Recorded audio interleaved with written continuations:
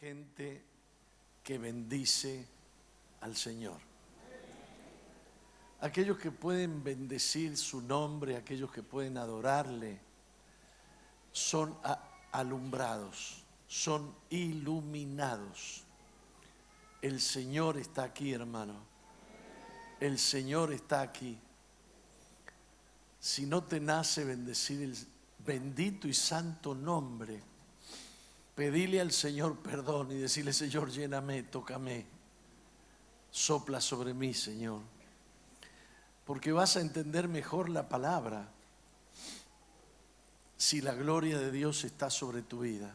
Padre, bendice a tu pueblo en esta hora. Bendice a aquellos que no están acá, pero que están en las redes. Bendice, Señor. Estamos aquí dispuestos a exaltarte, a adorarte, a glorificarte, a reconocer tu señorío, tu soberanía, tu poder, tu omnipresencia, tu omnipotencia. Oh Señor, envía tu Espíritu Santo en esta hora y libera de toda oscuridad, libera de todo pensamiento inicuo, Padre. Arranca en esta misma hora toda planta que tú no plantaste dentro de nuestro corazón. Límpianos para oír tu voz, prepáranos para escuchar tu voz. Te lo pedimos en el nombre de Jesús. Hermanos, yo me siento tan identificado con el ministerio del pastor José Manuel Sierra. Hermano, te siento, qué sé yo, no sé qué más decirte. No voy a decir que me enamoré de vos porque se va a enojar tu Señor, tu Señora. Lo vamos a recibir con un fuerte aplauso. Gracias por acompañarnos.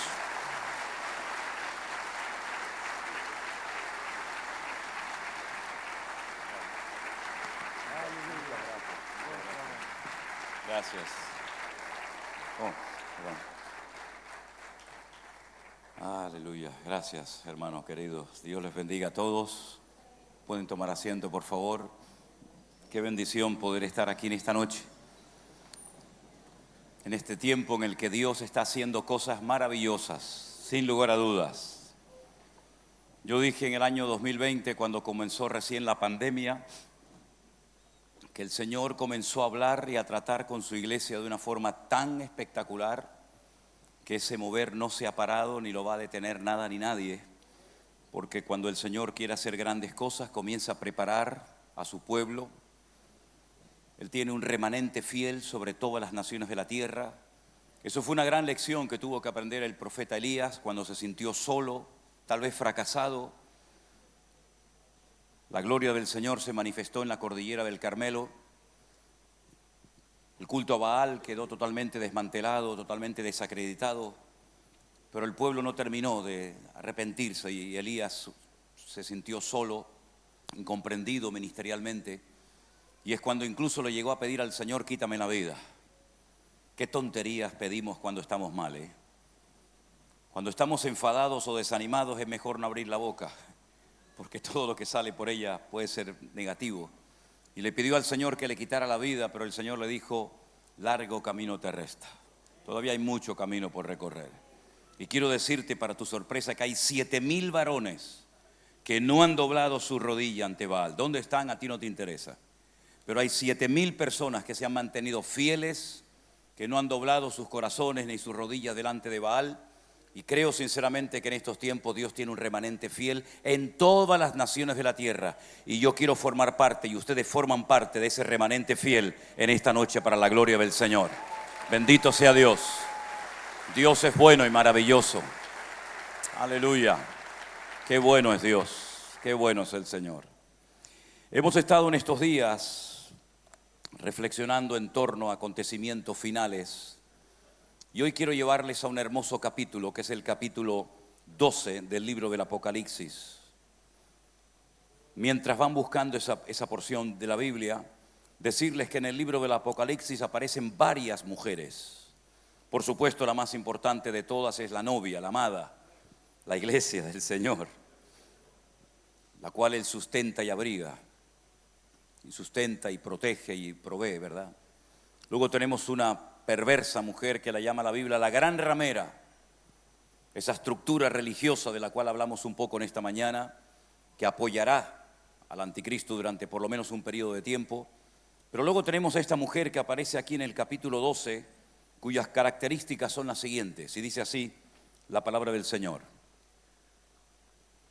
Apareció en el cielo una gran señal, una mujer vestida del sol, con la luna debajo de sus pies y sobre su cabeza una corona con 12 estrellas. Y estando encinta clamaba con dolores de parto en la angustia de su alumbramiento. También apareció otra señal en el cielo y aquí un gran dragón escarlata que tenía 7 cabezas y 10 cuernos y en sus cabezas 7 diademas. Y su cola arrastraba la tercera parte de las estrellas del cielo y las arrojó sobre la tierra. Y el dragón se paró frente a la mujer que estaba para dar a luz a fin de devorar a su hijo tan pronto como naciese. Ella dio luz a un hijo varón que regirá con vara de hierro a todas las naciones, y su hijo fue arrebatado para Dios y para su trono. La mujer huyó al desierto, donde tiene lugar preparado por Dios para que allí la sustenten por 1260 días o 3 años y medio. Después hubo una gran batalla en el cielo. Miguel y sus ángeles luchaban contra el dragón y luchaban el dragón y sus ángeles, pero no prevalecieron ni se halló ya lugar para ellos en el cielo. Y fue lanzado fuera el gran dragón, la serpiente antigua que se llama Diablo, Satanás, el cual engaña al mundo entero, y fue arrojado a tierra y sus ángeles fueron arrojados. Entonces oí una gran voz en el cielo que decía: ahora ha venido la salvación, el poder y el reino de Dios y su autoridad de su Cristo, porque ha sido lanzado fuera el acusador de nuestros hermanos, el que los acusaba de día y de noche delante de Dios. Ellos le han vencido por medio de la sangre del Cordero y de la palabra del testimonio de ellos, y menospreciaron sus vidas hasta la muerte. Por lo cual, alegraos cielos y los que moráis en ella, ay de los moradores de la tierra. Y así sigue relatando Juan una visión espectacular de una mujer que queda embarazada de un hijo y que Satanás quiere a toda costa devorar, destruir a esa criatura. Vamos a comenzar a descartar posibilidades de quién puede ser esta mujer y de quién no puede ser. Algunos han dicho que esta mujer representa a la Virgen María o a María, la madre del Señor Jesucristo. Pero bajo ningún concepto puede ser María la madre del Señor Jesús, porque María, dice la Biblia, que cuando el dragón, Satanás, no pudo devorar al niño, se fue a hacer guerra contra el resto de la descendencia de ella. Y sabemos que el Señor Jesucristo fue el primer hijo, fue el primogénito de María, aunque después también los evangelios nos hablan de que tuvo otros más. Pero no había descendencia, no había otros hermanos, no había otros hijos. Por lo tanto, María no puede ser bajo ningún concepto, aunque lógicamente tuvo el honor y el privilegio de llevar en sus entrañas al Hijo de Dios, al Mesías. Algunos dicen, bueno, este entonces representa a la iglesia. Tampoco puede ser la iglesia, la descartamos completamente, porque la iglesia no produjo, no parió al Señor Jesucristo, sino más bien fue todo lo contrario. Hay un símil que podemos trazar entre lo que pasó en el jardín del Edén y lo que pasó cerca de la tumba donde el Señor Jesucristo fue crucificado. La Biblia dice que el Señor creó a Adán, le dio una capacidad tremenda y le dijo que pusiera nombre a los animales, pero dice que él tenía una sensación de soledad que ningún animal, ninguna actividad podía llenar, hasta que al final el Señor dice que lo dejó dormido y de su interior extrae a la que sería su compañera. La versión Reina Valera dice su compañera idónea, pero realmente permítame decirles que eso no es lo que dice el texto original. El texto original dice Ezer Kenegdo, y el Ezer Kenegdo significa ayuda contraria. Lo sabemos, ¿verdad, hermanos? Eso es lo que le hizo, su ayuda contraria. Se quedó dormido y cuando se despertó se encontró a su compañera. Lo mismo le pasó al Señor Jesucristo. Quedó dormido en el profundo sueño de la muerte durante 72 horas. Fue herido, en este caso no solamente en el costado, sino en sus manos y en sus pies, y de él brotó la amada iglesia, que somos todos y cada uno de los que hemos sido comprados y redimidos por la sangre del Señor Jesucristo. No es la iglesia, no es María, por lo tanto, ¿de quién estamos hablando? Esta visión es una visión muy interesante porque se repiten elementos que, por ejemplo, aparecen cuando José se acerca a su padre y le cuenta unos sueños proféticos. Y en uno de ellos le dice a su padre: papá, yo he visto al sol, a la luna y a las 2 estrellas que se postran ante mí y me reconocen. Y entonces es cuando el padre Jacob le dice: pero hijo, ¿qué estás diciendo? Nos estás dando a entender de que tu padre, el sol, tu madre, la luna y tus hermanos, las estrellas, vamos a un día a postrarnos delante de ti. Efectivamente así fue, aunque todo tiene su momento y su lugar. Por lo tanto, estamos hablando de cómo el pueblo de Israel recibió la bendición y la promesa de poder tener nada más y nada menos que al Mesías, al cual iba a ser una bendición a todas las naciones de la tierra. Ahora, ¿dónde arrancó? ¿Dónde comenzó esa promesa de restauración del hombre? Cuando Dios creó a la primera pareja y los coloca, los pone en el jardín del Edén, no crea unos robots imposible de rebelarse contra su creador, sino que les da libre albedrío, es decir, la capacidad de obedecer o de desobedecer a su Dios. Ellos optaron por creer a las mentiras del diablo, que les dijo: no vais a morir, no vais a perecer el día que comáis del árbol de la ciencia del bien y del mal. La palabra del Señor nos enseña que terminaron pecando. Y cuando ellos pecan, cuando ellos se desconectan del Señor, el Señor le habla a Adán, el Señor le habla a Eva, el Señor incluso le habla a la serpiente. Y la primera profecía bíblica que pone en marcha todo el programa de redención de la raza humana, la primera profecía de la Biblia, la encontramos por supuesto en el primer libro de la Biblia, en el libro del Génesis, capítulo 3, versículo 15. La palabra del Señor dice lo siguiente, preste atención: pondré enemistad entre ti y la mujer, entre tu simiente y la simiente suya.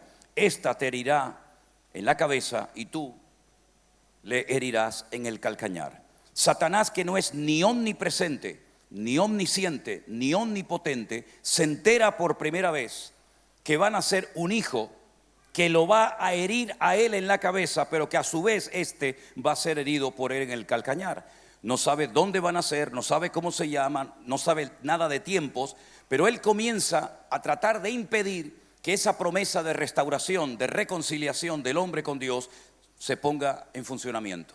Solamente había en aquel momento 2 hermanos, uno de ellos se llamaba, como bien sabéis, Caín, y el otro se llamaba Abel. Los 2 se acercaron a la presencia del Señor, pero uno a su manera, el otro como Dios había establecido, por medio de animales, de sacrificios, derramando sangre. La Biblia dice que Caín sintió en su corazón engañar a su hermano, invitarlo a salir a dar un paseo por el campo, y se levanta contra él y lo mata. Mató al bueno. Tal vez Satanás pensó que había eliminado la posibilidad de que este hijo fuera el que le fuera a herir a él en la cabeza. Pero la palabra del Señor nos enseña que en ese momento pasaron muchas cosas. Primeramente, Dios comienza a hablarle a Caín y le dice: ¿dónde está tu hermano Abel? Y él responde con una arrogancia y una soberbia espectacular, diciéndole al Creador: ¿soy yo acaso guarda de mi hermano? Yo no sé dónde está mi hermano. Está mintiendo. Sin embargo, el Señor le dice: la voz de la sangre de tu hermano Abel ha llegado hasta mi presencia. Cuanto más la sangre de Cristo, ¿verdad?, llegará a la presencia del Señor. En ese momento ellos entendieron lo que significaba ser seres mortales. Porque el diablo le hace creer a algunas personas que tú puedes pecar, puedes desobedecer a Dios y no pasa absolutamente nada. El Señor le dijo: el día que pecares morirás. Pero ellos comieron del árbol prohibido y no murieron al momento. Y esa es la falsa seguridad que a veces siente el pecador, de decir: yo desobedezco a Dios, no hago caso de la palabra del Señor y no me ha pasado absolutamente nada. Pero se olvidaron de que no solamente de muerte se muere, se olvidaron de que hay 2 tipos de muerte según la palabra de Dios: una muerte física y una muerte espiritual. La muerte espiritual se produce cuando el hombre se desconecta de su creador, queda como un barco a la deriva. No es instantánea, o es instantánea, pero los efectos no comienzas a experimentarlos al momento. Pero la muerte física no sabían lo que era. El concepto muerte no entraba dentro de los parámetros de Adán y Eva, porque ellos nunca habían visto a una persona morir. Pero cuando vieron a su hijo Caín que se levantó contra su hermano Abel en un charco de sangre, ahí entendieron lo que significa morir físicamente. A partir de ese momento comienza todo un proceso de restauración del hombre, para darle la posibilidad de que vuelva otra vez a conectarse con su creador y no sea un pecador sin futuro, sin esperanza, sin paz en su corazón. A partir de ese momento, Satanás intenta seguir el rastro de los datos que Dios va dando. sabe que una mujer va a tener un hijo. Entonces lo que hace cuando llegan a Egipto, damos un gran salto en la historia, es poner en el corazón del faraón que mate a todos los niños de Egipto. Pero se le escapó uno, se le escapó Moisés. Y en ese sentido del humor de Dios que me fascina, nada más y nada menos que lo cría el faraón en su mismo palacio durante 40 años. Y ese va a ser el que tiempo más tarde va a traer libertad de la opresión, de la esclavitud del faraón en Egipto. Dios sigue dando datos a lo largo de la historia. La información de Dios es progresiva, no es totalmente instantánea, va dando datos. Y dice, van a ser en Belén de Judea, profeta Miqueas. Luego ya tiene localizado el lugar, pero allí vive muchísima gente. Pero Dios también arroja un dato y dice que va a ser de la tribu de Judá. Por eso se le conoce como el león de la tribu de Judá, porque cada tribu tiene un símbolo y el de Judá es un león. Luego ya tiene localizado a la familia, tiene localizado el lugar, pero dice la Biblia además que su nombre será Emmanuel, Dios con nosotros, admirable, consejero, príncipe de paz. Ya sabe cómo se va a llamar. Y él va anotando en su agenda particular todos los datos que Dios le va proporcionando. Y se acorta el tiempo, no sabe si ha nacido, no sabe si se ha escapado. Vuelve a poner en el corazón del rey títere llamado Herodes que vuelva a matar a todos los niños, pero se le escapó uno. Dice la Biblia que salió su padre y su madre a Egipto, donde estuvieron varios años, y el Señor lo protegió, el Padre lo protegió de una forma sobrenatural. Pero no solamente desde antes de su nacimiento, sino hasta la cruz intentó frenar el proceso de restauración del hombre. Ese ha sido el plan satánico a lo largo de generaciones y generaciones. Impedir que el hombre tenga esperanza, impedir que el puente de comunicación se vuelva a establecer, impedir que el único nombre dado a los hombres, que es el de Cristo, se pudiera proclamar en todas las naciones de la tierra. Pero saben, hermanos, la palabra de Dios nos enseña que el diablo es un ser derrotado y vencido. Nada de lo que hace va a triunfar, porque el Señor de señores y el Rey de reyes domina la historia. Bendito sea Dios. Aleluya. Y era muy importante la conquista de la tierra de Canaán, tierra que estaba bajo maldición. No se olviden, Canaán no era Israel, era Canaán. Y Canaán fue una persona que antes de su nacimiento ya estaba maldecida, porque dice la Biblia que su padre Can se burló de su padre. Y entonces Noé, cuando despierta de su embriaguez, de su borrachera, dice que maldito sea Canaán. Y Canaán era una tierra de promiscuidad sexual sin límites. Canaán era una tierra de idolatría. Canaán iba a ser la tierra donde iba a nacer el Mesías, pero había que conquistarla y había que poner la estandarte, la bandera del Señor. Y hay que conquistar la tierra a toda costa. Intentaron hacerlo hacía 40 años, pero fracasaron. 40 años más tarde se vuelve a presentar una oportunidad. Tienen que cruzar el río Jordán, lo cruzan, pero se encuentran con un obstáculo terrible. Las famosas y enormes murallas de Jericó, que aún se pueden visitar. Yo estuve este año comiendo en un restaurante al lado de las antiguas murallas de Jericó. ¿Y cómo conquistar esta ciudad? Lo que nosotros no podemos hacer, Dios nos puede revelar la estrategia, el método, el sistema, la forma de cómo conquistar lo que humanamente hablando es imposible. En este caso no se arriesgan a mandar a otros 12 exploradores como 40 años atrás lo habían hecho, no sea que vuelva a repetirse la historia, sino que en esta ocasión sí envían 2 espías. Tienen que tomar todas las medidas preventivas para que no los descubran. Y entonces entran a la casa de una tal Rahab, un prostíbulo, donde entraban y salían muchos varones de la época. La mujer les dice: hemos oído lo que Dios ha hecho por vosotros. Hemos oído cómo habéis vencido a todos los reyes que se presentaron en el camino. Hemos oído cómo las aguas del Mar Rojo se abrieron. Es decir, ella tenía más fe que aquella generación que salió y fue incapaz de conquistar la tierra. Y sabemos que Dios os ha entregado esta tierra, por eso está bien cerrada. Os pido que tengáis misericordia de mí cuando conquistéis la tierra. Ellos hacen un pacto con ella, sabéis lo del cordoncito grana y todo eso, ¿verdad? Ellos le dicen: si permaneces en la casa y no le cuentas a nadie que vamos a conquistar la tierra, toda tu casa será salva. La palabra de Dios nos enseña que cayeron todos los muros de Jericó. Y curiosamente, la Biblia dice que ella vivía entre muro y muro. Había 2 muros, 2 círculos concéntricos. Y ella vivía entre uno y otro. Toda la ciudad cayó, menos la casa de Rahab. Porque dice la palabra de Dios: caerán a tu lado 1000 y 10.000 a tu diestra, mas a ti no llegará, por cuanto has puesto tu confianza en el Dios Todopoderoso. Fuertes aplausos a nuestro Dios. Aleluya, gloria a Dios. Dios que protege, Dios que cuida, Dios que liberta. Conquistan la tierra y esta mujer después de haber practicado la prostitución durante años. Pero Dios es un Dios que restaura.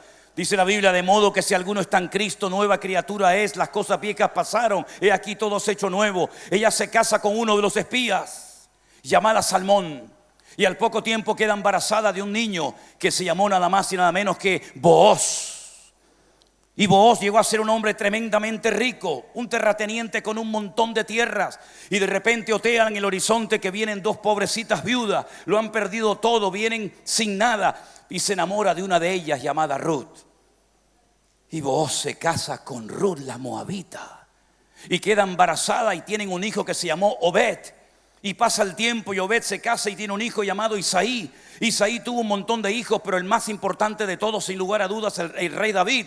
Y de David viene la descendencia del Mesías, porque el diablo no puede detener el proceso de la obra de Dios, porque el Señor siempre gana, nunca pierde. Bendito sea Dios. Aleluya. Esa fue la obsesión del diablo durante generaciones y generaciones: impedir que naciera el Mesías, impedir que la palabra se cumpliera. Pero, queridos hermanos, el diablo no pudo conseguir sus objetivos, pero aún se cree que puede conseguir sus objetivos en los últimos tiempos. Y entonces dice, viendo que no pudo destruir al niño, viendo que no pudo destruir a la mujer, dice que se va a hacer guerra contra el resto de la descendencia de ella. ¿Y quiénes son esos restos de la descendencia de ella? Todos los que estamos aquí en esta sala. Todos nosotros hemos salido de ese pueblo que, aunque rechazó temporalmente al Mesías, el Señor hizo algo contra natura. Dice que nosotros que éramos ramas silvestres, nos injertó en el olivo verdadero. Dice, pero no te ensoberbezcas, porque no son las ramas las que alimentan a la raíz, sino es la raíz. Y poderoso es Dios para que cuando se arrepientan y reconozcan su pecado, vuelvan otra vez a ser injertados en el olivo verdadero. Dios está haciendo cosas maravillosas. Estamos en el tiempo de la restauración de todas las cosas. La Biblia dice que Él no vendrá hasta que todo sea restaurado. Tantas cosas tienen que ser restauradas: el amor, la fe, la santidad, la obediencia. Tantas cosas tienen que ser restauradas. Pero estamos en un proceso maravilloso, porque estoy persuadido de esto: que el que comenzó en vosotros terminará la obra que comenzó hasta el día de Jesucristo. Nada va a detener al poder de Dios. Iremos de gloria en gloria, de victoria en victoria y de triunfo en triunfo, en el nombre de Jesús. Apláudele fuerte al Señor. Aleluya. Estamos en tiempo de restauración, hermanos queridos. Bendito sea Dios. Y en este tiempo vamos a ver cosas que muchas generaciones no vieron. La Biblia nos habla de que 144,000 judíos de todas las tribus de Israel en los últimos tiempos adorarán al Cordero. Lo seguirán a todas partes y subirán al monte de Sión a cantar un cántico que nadie conoce la letra, sino solamente ellos. Y uno dice, pero ¿cómo que de las 12 tribus de Israel? ¿No fueron 10 de ellas prácticamente exterminadas? Hermano, Dios hace milagros, proezas y maravillas. Y el Señor sabe perfectamente a quién tiene que llamar y a quién no tiene que llamar, a quién tiene que escoger y a quién no tiene que escoger. Y no solamente ellos aparecerán en la escena mundial, sino que aparecerán lo que la Biblia llama los 2 testigos o los 2 olivos del libro de Zacarías, donde dice que durante 3 años y medio estarán predicando la palabra de Dios. Intentarán matarlos, pero no pueden, hasta que al final de 3 años y medio, cuando hayan cumplido la palabra de su testimonio, serán muertos y no van a ser enterrados, sino van a ser arrojados para humillarlos en una gran plaza de la ciudad de Jerusalén. Que dice que en aquel tiempo, si me permiten leer este texto, es impresionante. Dice que en aquel tiempo la ciudad de Jerusalén, capítulo 11, verso 8, sus cadáveres estarán en la plaza de la gran ciudad que en sentido espiritual es Sodoma y Egipto, donde también nuestro Señor Jesucristo fue crucificado. Es decir, el ambiente espiritual, la atmósfera espiritual de la ciudad de Jerusalén va a ser tan terrible que el Señor la compara con Sodoma y con Egipto. Y en ese lugar estas personas van a estar sin ser enterradas durante 3 años y medio, hasta que al final resucitan delante de miles de millones de personas y se produce lo que la Biblia llama la primera resurrección. La Biblia solamente habla de 2 resurrecciones, no hay 20 ni 30, hay 2. Una para vida eterna y otra para confusión y vergüenza eterna. Una es para los muertos en Cristo, una es para los que esperaron la esperanza de la redención y otra es para todos aquellos que no están inscritos en el libro de la vida y se presentarán en aquel día ante el gran trono blanco y entonces ya no habrá segunda oportunidad. Sé que hay religiones que hablan de reencarnación, sé que hay religiones que hablan de segundas, de terceras oportunidades, pero no es bíblico. Está establecido por Dios que todos los hombres mueran una sola vez y después de esto el juicio, Hebreos 9:27. Por lo tanto es aquí y ahora, hoy, la oportunidad que el Señor te está dando a ti para que pactes con Dios. Sabemos que cuando Él vino, no vino a establecer su reino. Él simplemente dijo: arrepentíos, porque el reino de los cielos se ha acercado, pero no establecido. Por eso fue la gran pregunta que los discípulos le hicieron a aquellos ángeles y al mismo Señor: Señor, ¿restaurarás la monarquía? ¿Restaurarás el reino de Israel en este tiempo? Y el Señor les dijo: no os toca a vosotros saber las sazones que el Padre puso en su sola potestad. Él vino a acercar el reino, a darle la posibilidad a la gente a través del arrepentimiento de volver a meterse en el gobierno, en la cobertura de Dios, de la cual salió Adán y Eva. Y ahora en Cristo podemos volver a estar bajo la cobertura del Señor, pero algún día el reino se va a establecer. ¿Y cuándo? En la época del milenio, cuando el Rey de Reyes y Señor de los Señores esté en la ciudad de Jerusalén y todas las naciones que hayan sido salvas y que hayan escapado con vida de la famosa gran tribulación tendrán que subir todos los años a adorarlo al Rey en la fiesta de Sukkot, la fiesta de tabernáculo. Y la ciudad que no quiera subir dice que no caerá ni una sola gota de agua sobre ellos. En otras palabras, mis queridos hermanos, el Señor Jesucristo no solamente viene para darnos una alegría enorme, sino viene para establecer su reino. Porque cuando el ángel Gabriel se presentó a María, le dijo: he aquí tendrás un hijo, que será llamado Hijo del Altísimo. Pero también le dijo: su reino no tendrá fin, y reinará sobre la casa de Jacob para siempre. Eso no ocurrió en la primera venida. Aunque el título de rey lo persiguió desde su nacimiento hasta su muerte, la Biblia dice que los magos de Oriente dijeron: hemos venido a adorar al Rey de los judíos, porque su estrella hemos visto en el Oriente. Y cuando murió le pusieron un título sobre su cabeza que decía: este es el Rey de los judíos. Sabemos que aunque muchos quisieron reconocerle como rey, no vino como rey triunfante y glorioso. Vino como el Cordero de Dios que quita el pecado del mundo. Pero algún día ese Cordero vendrá con un rugido potente, el rugido del Rey de Reyes y Señor de los Señores. Él viene pronto. ¡Aleluya! ¡Gloria a Dios! Hermano, así como el diablo no pudo detener el plan de la salvación del hombre, nada ni nadie va a impedir tu crecimiento y tu desarrollo espiritual, salvo tú mismo. Tú puedes echar a perder el plan de Dios, puedes abortar espiritualmente el proceso de Dios en tu vida. Hay personas que cuando están siendo tratados por el Señor, y todos tenemos que pasar por el taller de Dios, porque si no somos tratados, difícilmente seremos usados. Amados hermanos, lo que hacen algunas personas es que se van de la iglesia y buscan otra donde tal vez no los conozcan, pensando que aquí no les entendieron, que no les comprendieron. Pero querido hermano, vayas a donde vayas, te vas a ir con tus problemas, con tus luchas y con tus dificultades. Mejor es que te quedes en el sitio donde Dios te puso y decirle: Señor, haz conmigo lo que quieras, haz conmigo tu obra perfecta, y que yo sea como el barro en las manos del alfarero. Hermanos, Dios tiene que tratarnos en todo. Necesitamos ser tratados, purificados, pasar por el horno, porque no hay gloria sin cruz. Y Dios tiene que quitar muchas manchas y muchas arrugas que todavía tenemos en nuestro carácter, nuestra forma de ser, nuestra forma de pensar, etcétera, etcétera. Recuerde que Él no viene a buscar una iglesia en cualquier condición. Él viene a buscar un pueblo en santidad, en orden, en obediencia. No podemos hablar, comportarnos y vivir como la gente del mundo que no tiene al Señor. Recuerden que tenemos una tremenda responsabilidad sobre nuestros hombros. Sí, muchos privilegios, pero también muchas responsabilidades. Y la responsabilidad es de ser la luz del mundo. En medio de tanta oscuridad tenemos que ser diferentes, hablar diferentes, comportarnos diferentes. Somos los únicos que podemos frenar el proceso de descomposición del planeta Tierra, porque somos la sal de la tierra. Pero si la sal se desvaneciere, ¿con qué será salada? Es un elemento que no tiene sustituto. La sal no tiene sustituto. Y nosotros tampoco tenemos sustitutos. Si nosotros fallamos, ¿quién va a ocupar nuestro lugar? Así que, amados hermanos, Dios por eso nos trata, nos moldea, nos cuida, nos bendice, nos dirige. ¿Para qué? Para que podamos crecer y convertirnos en un pueblo fuerte, poderoso, con palabra, con autoridad, con el respaldo y el favor del Señor. La Biblia dice que esta mujer tiene que huir al desierto. No sabemos exactamente a qué lugar se refiere la Biblia cuando habla del desierto, donde va a ser cuidada y protegida durante 3 años y medio. Pero, hermanos queridos, nosotros no somos de los que tenemos que huir ni refugiarnos en ninguna parte. Nosotros somos de los que confiamos en nuestro Dios y dependemos de Él. Porque aunque un ejército acampe contra mí, no temerá mi corazón, porque Él es mi luz y mi salvación. El Señor es mi pastor y nada me faltará. Y el bien y la misericordia me seguirán a mí todos los días de mi vida.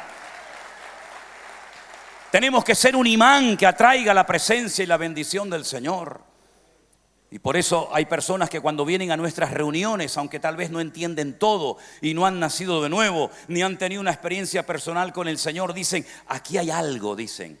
Me decía uno, aquí hay buenas vibraciones, aquí hay energía. No, lo que hay aquí es la presencia del Dios Todopoderoso. Aleluya. Eso es lo que tú estás sintiendo en esta noche. Bendito sea Dios.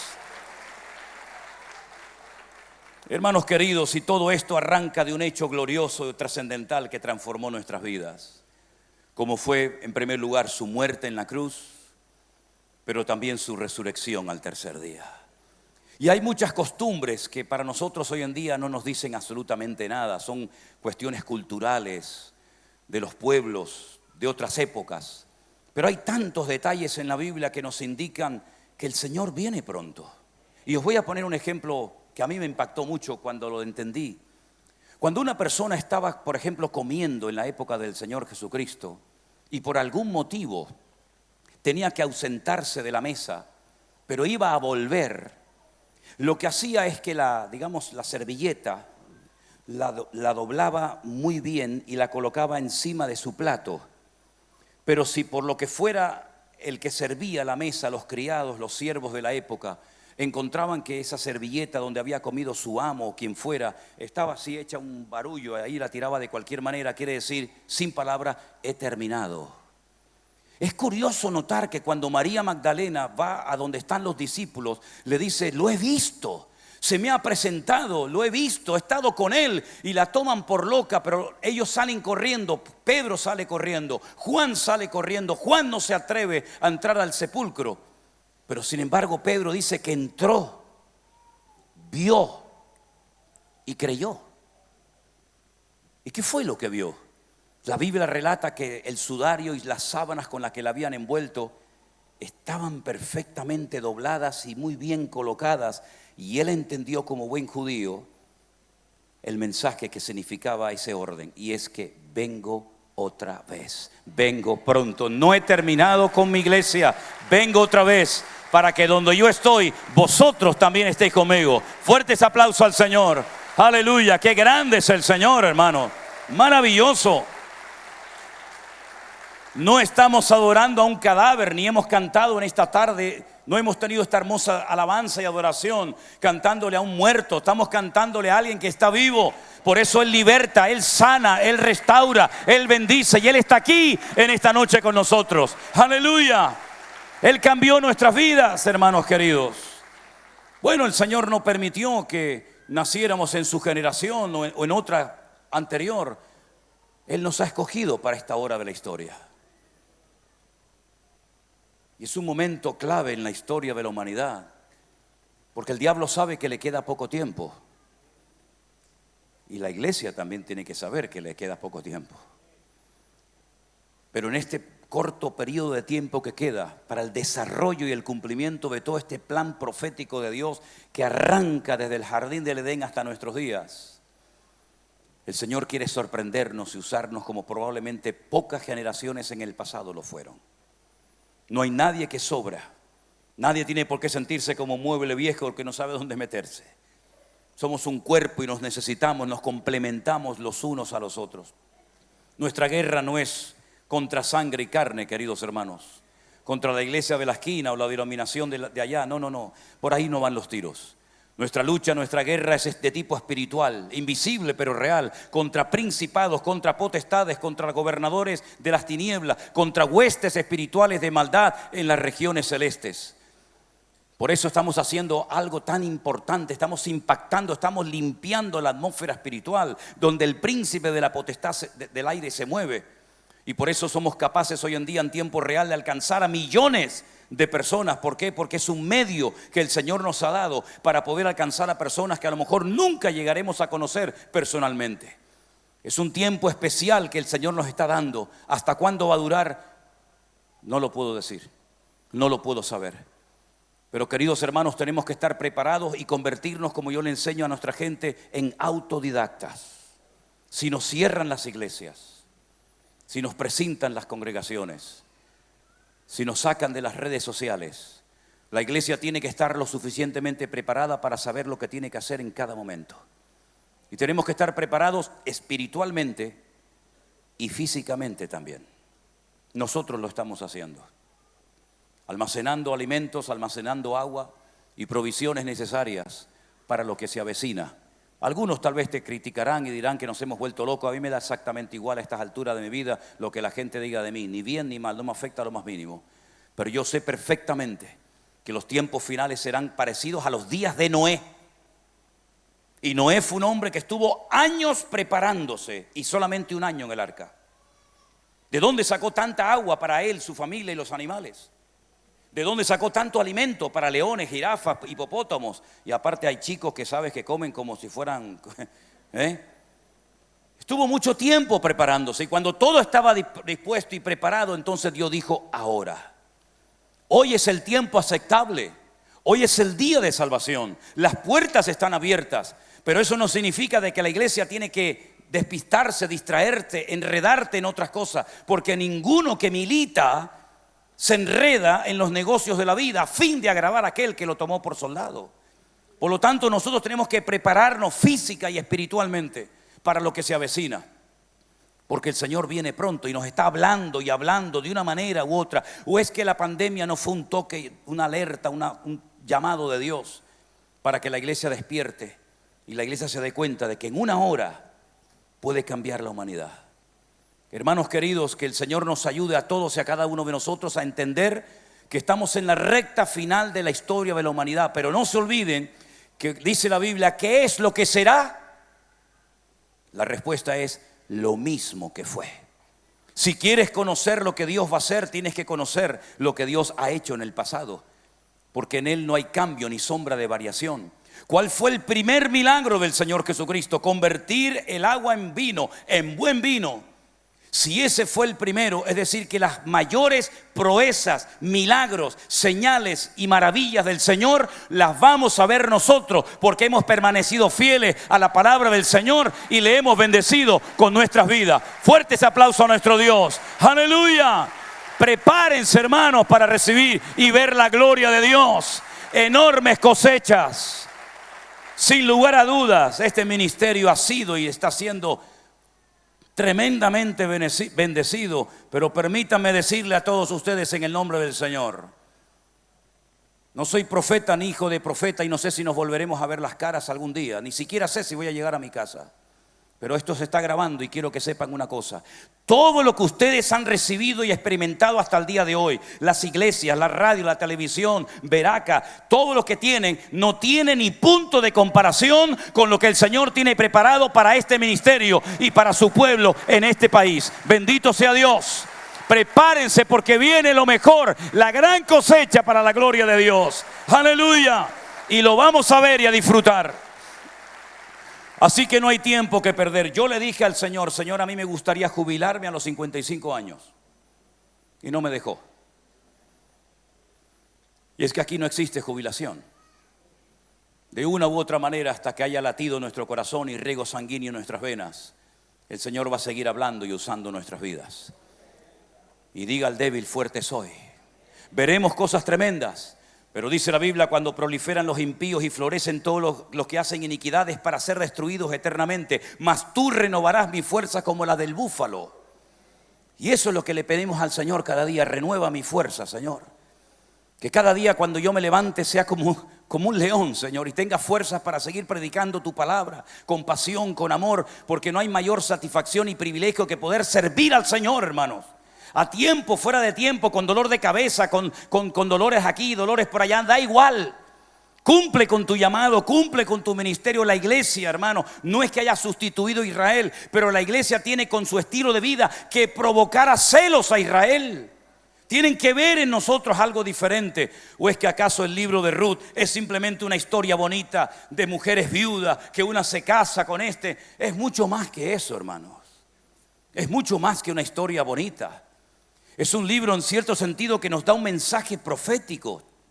Porque la palabra de Dios dice que Noemí estaba cansada, estaba viuda, había perdido a sus hijos, había perdido a su marido, no tenía esperanza, no tenía fuerza, y vuelve a su tierra sin ganas, sin fuerza, destruida. Pero hay una gentil llamada Ruth la moabita que le dice: donde tú vayas, yo iré.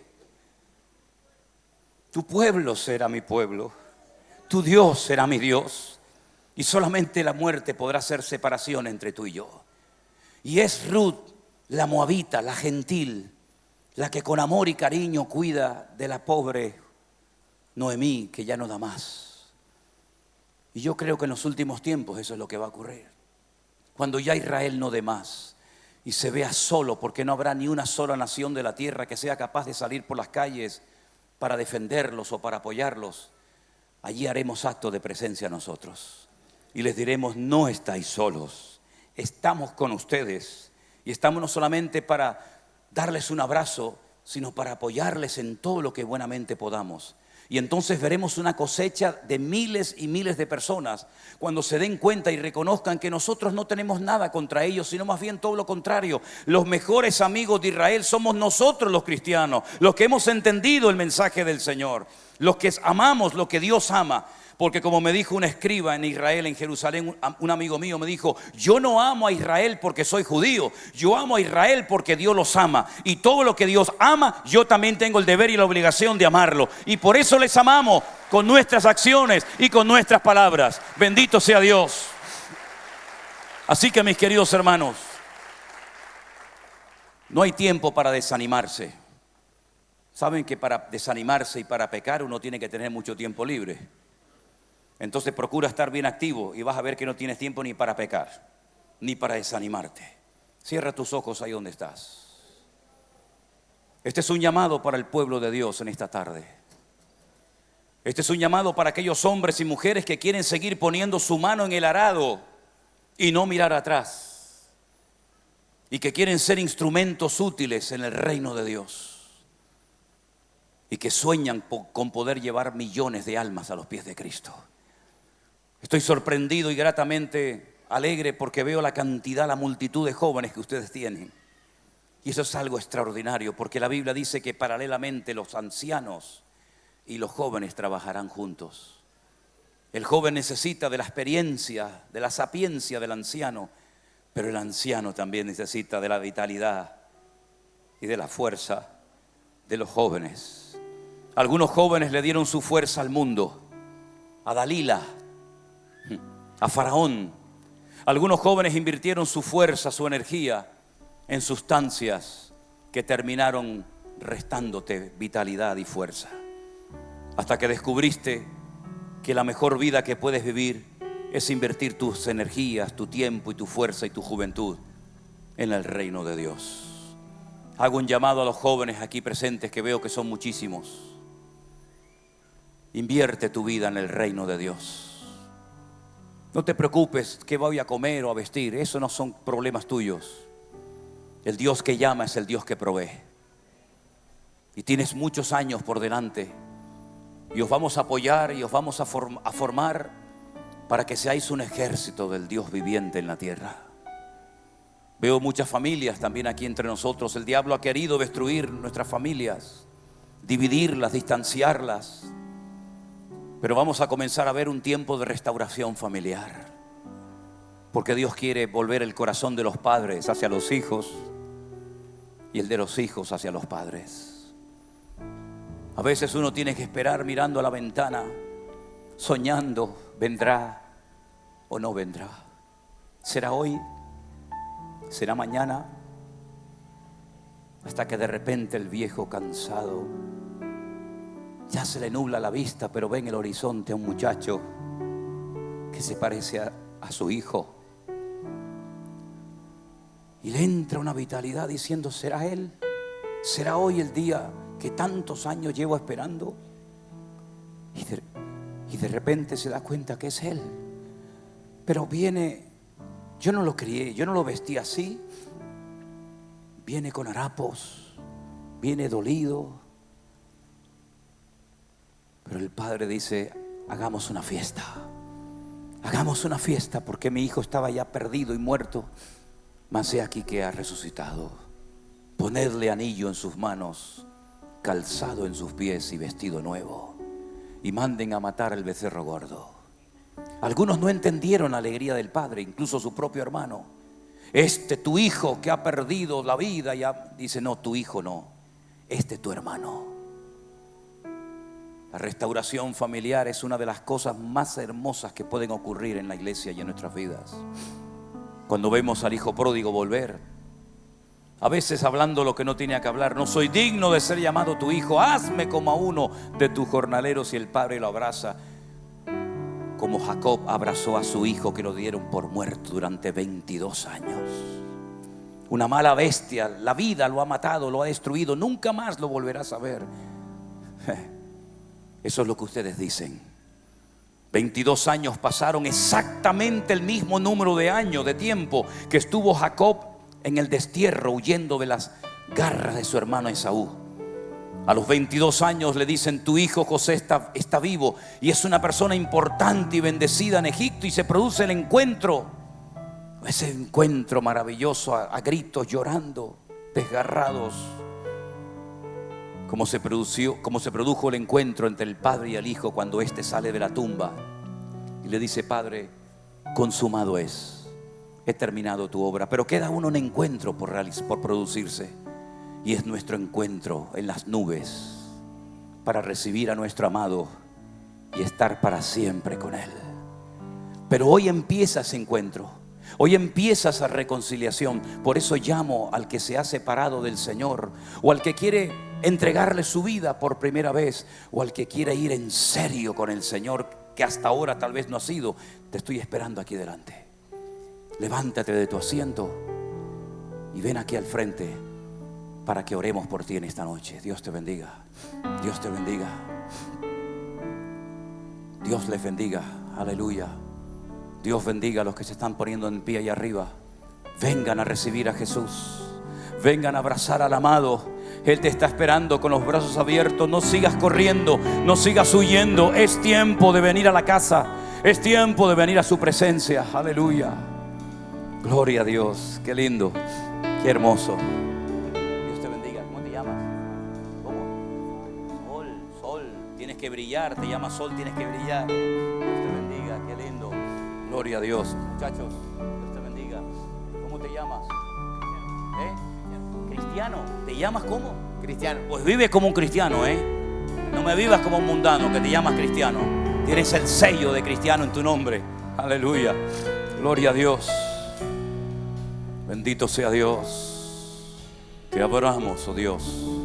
Pasen adelante, hermanos. Renuévame.